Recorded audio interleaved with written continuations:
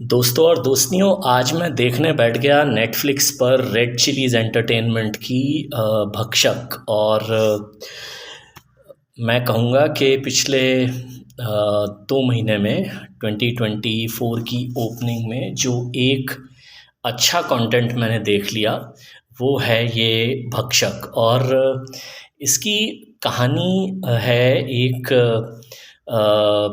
मुनव्वरपुर नाम का इन्होंने एक फ़िक्शनल शहर ले लिया। हालांकि हम सब जानते हैं कि असल में किस शहर की बात कर रहे हैं और किस शेल्टर केस का जो एक बड़ा मनहूस धमाका हुआ था 2-3-4 साल पहले, उस पर ये कहानी है। और ये है कि एक छोटा सा 2 लोगों का एक मीडिया चला रही हैं भूमि पेडनेकर, उनका नाम है वैशाली सिंह। और वो कोशिश नाम का एक अखबार चलाती हैं जिसमें 2 लोग हैं। एक वो हैं, वही जर्नलिस्ट हैं, टीवी एंकर हैं, सब हैं। और एक संजय मिश्रा, उन्होंने बहुत बढ़िया एक्टिंग की है, वो उनके कैमरामैन हैं।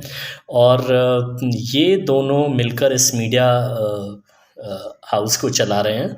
और इनको जैसे पत्रकारों को उनके सूत्र लीड सोर्सेज होते हैं ना, तो कोई आदमी उनको एक लीड देता है कि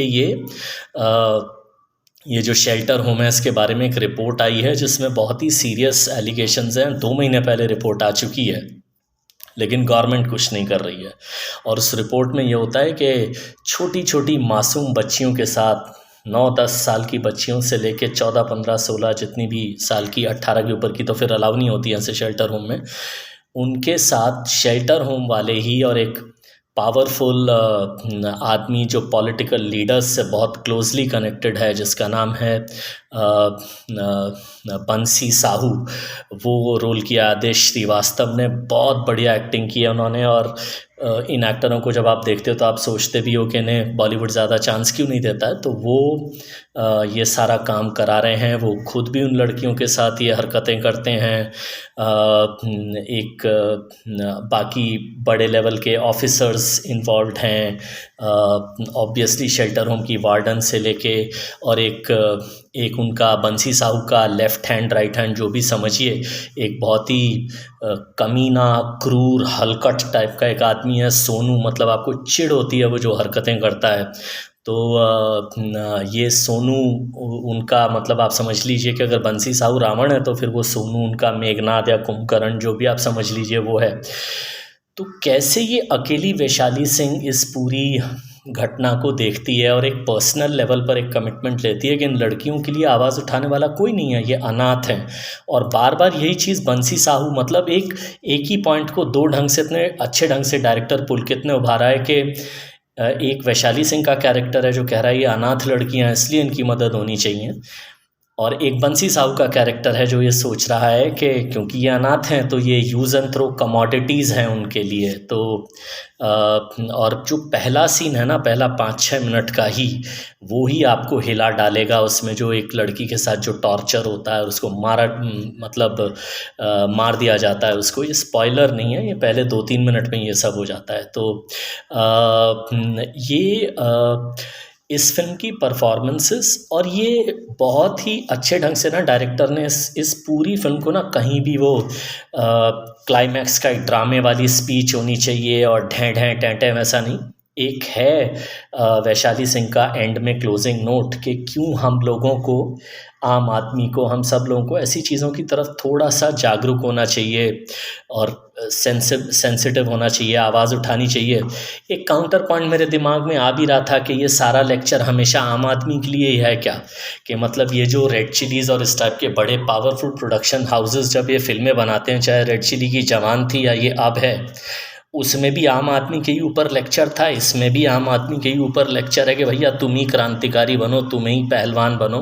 मेरा पलट के ये सवाल है कि इन फिल्मों से, जैसे जवान से प्रॉफिट हुआ, इस फिल्म से भी अगर होता है तो क्या आप, फॉर एग्जांपल, अभी भी वो उस शेल्टर होम का केस अभी भी चल रहा है, क्या आप उन वकीलों के पैसे की फंडिंग करेंगे या ये इंश्योर करेंगे कि वो केस, आप तो पावरफुल हैं, आप ये इंश्योर करेंगे कि वो नालायक या वो इंसानियत से गिरे हुए हुए लोग उनको सज़ा मिले।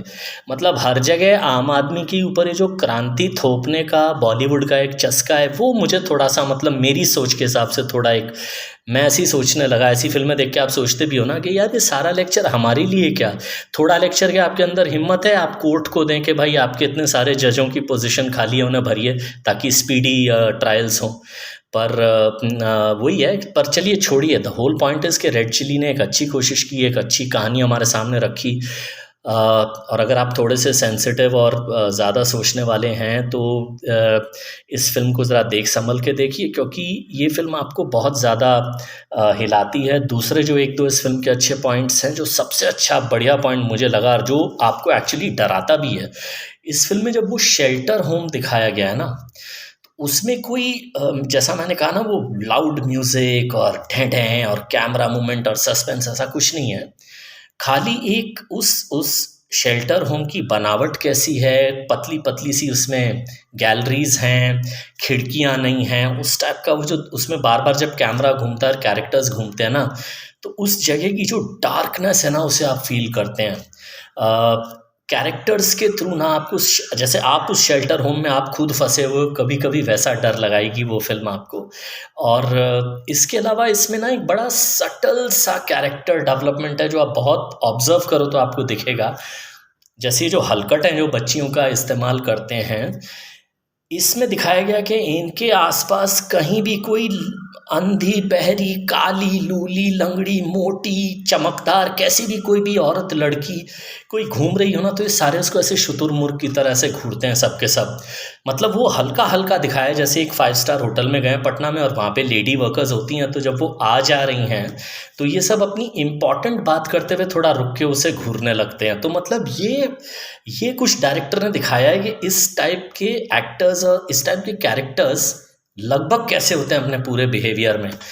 तो ये सारी चीज़ें अगर आप नोटिस करें, और बाकी मैं क्या बोलूँ, मतलब आदेश श्रीवास्तव की एक्टिंग, भूमि पेडनेकर की एक्टिंग और संजय मिश्रा की एक्टिंग, इवन जो आसपास के कैरेक्टर्स हैं जैसे भूमि पेडनेकर, वैशाली सिंह का जो एक जीजा है जो बहुत ही सिनिकल ताने मारने वाला है, उसका एक ग्रे शेड वाला पति जो कभी कभी वो मतलब पत्नी वाली कर्तव्य की एक्सपेक्ट करता है और कभी कभी बहुत सपोर्टिव रहता है। तो ये सारे थोड़े से दूसरे ताने बाने हैं। ऑल एंड ऑल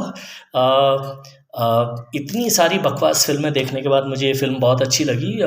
मेरी तरफ से लगभग 3.5 स्टार के आसपास। अगर आप एक अच्छा सिंसियर अटेम्प्ट देखना चाहते हैं तो भक्षक को ज़रूर देखिए।